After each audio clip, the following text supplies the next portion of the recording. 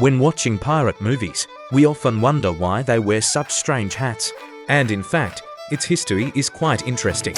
It originates from the simplest straw hat. For many centuries, thanks to its size, it perfectly protected peasants from the sun and rain.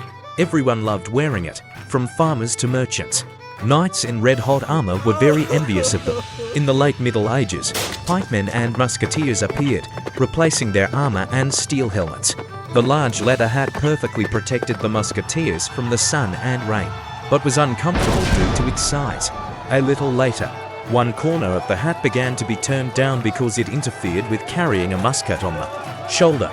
That's why the Three Musketeers' hats are slightly turned up.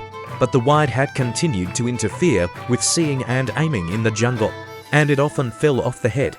Like Zorro, for example. That's why he preferred to fight without it. By the start of the colonial wars in America, hats began to be folded back 3 corners at once. The hat became known as a tricorn. It became much smaller, more comfortable, and effectively deflected rain off the head in 3 directions. Soldiers wore this hat, and later, sailors and pirates like Jack Sparrow. Later, the hat began to be decorated with feathers and gold. Then, it was curved even further. It became a symbol of wealth and status. The larger the hat, the higher the person's status. Napoleon had a very large hat, but now it deflected water less well and fell off quickly. With the advent of the French Revolution, the hat became associated with royalty and fell out of fashion. It became much simpler.